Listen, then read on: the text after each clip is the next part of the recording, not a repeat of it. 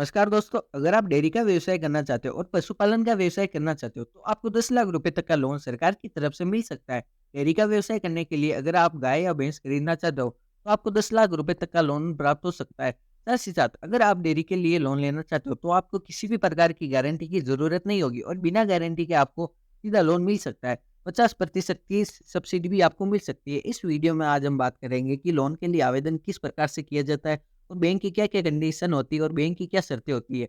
इसके साथ-साथ आपको आपके पास कौन-कौन से ज़रूरी डॉक्यूमेंट होने चाहिए, क्या दस्तावेज़ चाहिए, डॉक्यूमेंट के बारे में आज हम पूरी जानकारी जानने वाले। साथ ही साथ लोन का अमाउंट आपको कितना मिल सकता है, अधिकतम लोन आपको कितना मिल मिल सकता है यानी कि अ, सब्सिडी की कितनी मिलती है और आपको स सब्सिडी किस प्रकार से मिलती है और लोन अप्रूवल किससे होगा यानी कि लोन के बारे में पॉइंट टू पॉइंट आज हम बात करने वाले हैं।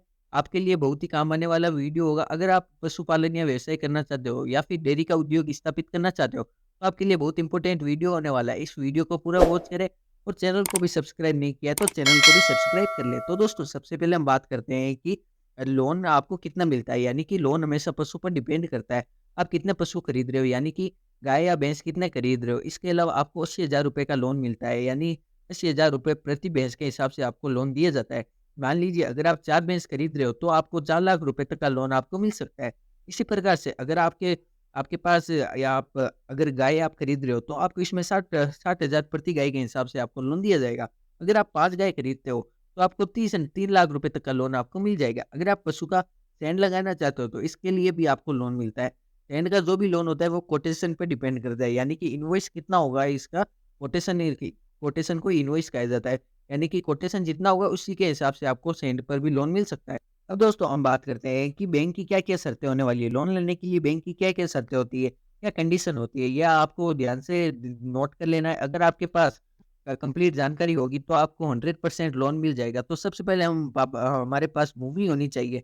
बैंक ये देखता है कि आपके पास पशु रखने के लिए या फिर शेड लगाने के लिए आपके पास भूमि है या नहीं है। आपके पास भूमि होनी चाहिए। अगर आपके पास खुद की भूमि है, तो आपको रजिस्ट्री साथ में लगानी होगी। जब आप आवेदन करोगे, तो आपके आपके पास रजिस्ट्री की कॉपी साथ में आपको लगानी होगी।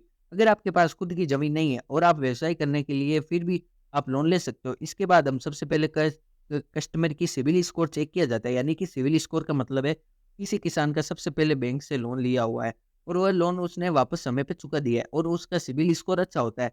अगर आपने समय पर लोन नहीं चुकाया, तो आपका क्रेडिट स्कोर डाउन हो जाएगा। ऐसी कंडीशन में आपको लोन मिलना बहुत ही मुश्किल हो जाता है। अगर आपके पास सिबिल स्कोर 700 500 से 700 के बीच में होता है, तो आपको लोन में बहुत ही जल्दी में मिल जाता है। इसके अलावा बैंक प्रोजेक्ट प्रोफाइल की डिमांड करता है, यानी कि आपके पास एक कंप्लीट प्रोजेक्ट प्रोफाइल होनी चाहिए।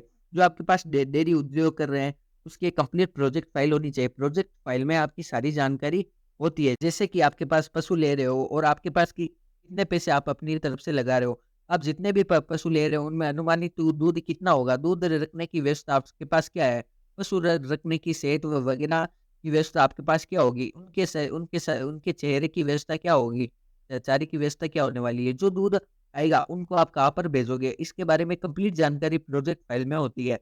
आपको पहले प्रोजेक्ट फाइल बनवानी है। प्रोजेक्ट फाइल बनाने के लिए आप एडवोकेट या फिर सीए से बनवा सकते हो। अगला है दोस्तों, आपको सबसे पहले दोस्तों पशु का हेल्थ सर्टिफिकेट लगाना होगा। पशु का हेल्थ सर्टिफिकेट आप बनवा सकते हो। पर पशु का हेल्थ सर्टिफिकेट बनाने के लिए गाँव में जो चिकित्सालय होता है, वहाँ पर आप जाकर वहाँ पर हेल्थ सर्टिफिकेट बनवा सकते हो। इसके साथ-साथ आपको पशु का इंश्योरेंस करवाना है और बीमा लगाना है और साथ ही बीमे की कॉपी आपको साथ में लगानी है और ये कुछ ज़रूरी कंडीशन होती है बैंक की। ये कंडीशन अगर आप कंप्लीट कर लेते हो, तो सभी शर्तें आप कंप्लीट कर सकते हो। उसके बाद आपको लोन लेने में आपको काफ़ी आसानी हो जाती है। अब हम दोस्तों डॉक्यूमेंट की बात करते हैं, यानी कि क्या-क्या दस्तावेज़ हमें इसमें चाहिए। तो दोस्तों लोन लेने के लिए क्या-क्या ज़रूरी डॉक्यूमेंट होने चाहिए, तो इसके लिए जो भी ज़रूरी दस्तावेज़ है, वो मैंने कंप्लीट वन बाय वन आपको करके मैं बता देता हूँ। तो मैं पूरी पूछताछ करने के बाद ये वीडियो बना रहा हूँ। ये जानकारी आपके साथ शेयर कर रहा हूँ ताकि आपको सही जानकारी मिल सके। तो डॉक्यूमेंट हम बात करते हैं वन बाय वन करके आप नोट कर लीजिए। सबसे पहले डॉक्यूमेंट होता है आपकी केवाईसी। केवाईसी के बारे में, यानी आपको अपना Aadhaar card, voter card, ration card, PAN card, आपकी photo, project profile, health certificate व बीमा ट्रेनिंग सर्टिफिकेट और साथ ही साथ ज़मीन का एग्रीमेंट और इनवॉइस या फिर बिल आगे दोस्तों आपके साथ अगर ये आपके पास ये डॉक्यूमेंट है, तो आपको लोन लेने में काफ़ी आसानी हो सकती है। अब हम बात करते हैं कि दोस्तों लोन लेने के लिए आपको आवेदन कैसे करना है। अगर आपके पास सारे डॉक्यूमेंट है, जो भी शर्तें हैं आपने बैंक की वो सारी पूरी कर ली है, तो आपको सभी डॉक्यूमेंट लेकर बैंक जाना है और बैंक में आपको जे वहाँ पर सारी ज जैसे कि आप एचडीएफसी बैंक में जा सकते हो, एसबीआई में जा सकते हो, पंजाब नेशनल में जा सकते हो, अपनी ग्रामीण बैंक से भी आप ये लोन ले सकते हो। और भी कई बैंक है जहाँ से आप ये लोन आसानी से ले सकते हो और आपके सारे डॉक्यूमेंट लेकर आपको बैंक में जाना है और वहाँ पर आपको एक फ़ॉर्म दिया जाएगा। आपको वो फ़ॉर्म पूरा भर लेना है और बैंक में जमा करवा देना है। साथ ही साथ आपको सारे डॉक्यूमेंट भी अटैच उसके साथ कर देने हैं। फिर आपको वह फाइल बैंक में जमा करवा देनी है। इसके बाद बैंक अधिकारी आपका सिबिल स्कोर चेक करेंगे। अगर आपका सिबिल स्कोर सही है, तो बैंक अधिकारी आपका एड्रेस पर आपके विज़िट करेंगे और वहाँ पर विज़िट करने के बाद एक अधिकारी आपके देखेंगे कि आपके पास शेड की व्यवस्था क्या होने वाली है, आप पशु कहाँ पर रखोगे, आपके पास चारा वगैरह कहाँ से लेकर आओगे और आपके पास दूध रखने का क्या व्यवस्था है। इस प्रकार से कंप्लीट जानकारी बैंक है चेक करता है। अगर आपकी सारी जानकारी सही है, तो आप पशु वगैरह लेने के लिए उनकी सारी जानकारी आप ही वहाँ पर लोन लेने के लिए दे सकते हो। अगर आपकी सारी जानकारी एकदम सही है, तो आपका लोन वहाँ पर अप्रूवल कर दिया जाता है। लोन अप्रूवल होने के बाद किसान को लाभ मिलना शुरू हो जाता है। अब दोस्तों हम सबसे पहले बात करते हैं कि सब्सिडी किस प्रकार से मिलती है लोन में। अब हम दोस्तों सब्सिडी के बारे में मैं आपको बताना चाहूँगा कि कोई भी बैंक सब्सिडी नहीं देता है, बैंक सिर्फ लोन देता है। सब्सिडी की जो स्कीम होती है, वो राज्य सरकार या फिर केंद्र सरकार की तरफ से दी जाती है। सरकार के द्वारा स्कीम चलाई जाती है, उसके आधार पर आपको सब्सिडी मिलती है। सब्सिडी का जो परसेंटेज होता है, वो अलग-अलग राज्य में अलग होता है। जैसे कि राजस्थान में अलग है, पंजाब में अलग है, हरियाणा में अलग है, मध्य प्रदेश में अलग है। अलग-अलग राज्य में अलग-अलग सब्सिडी का प्रकार होता है। तो दोस्तों आज की इस वीडियो में बस इतना ही। मैंने आपको लोन से रिलेटेड सारी जानकारी दे दी है। फिर भी अगर कोई जानकारी छूट गई है, तो आप हमें कमेंट करके वह पूछ सकते हो। मैं उस जानकारी के बारे में आपको पूरी जानकारी आपको ज़रूर बताने की कोशिश करूँगा। तो दोस्तों अगर आपको आज का वीडियो पसंद आया, तो हमारे वीडियो को लाइक करके चैनल को भी ज़रूर सब्सक्राइब कर लीजिएगा और अपने दोस्तों तक के साथ शेयर ज़रूर कीजिएगा।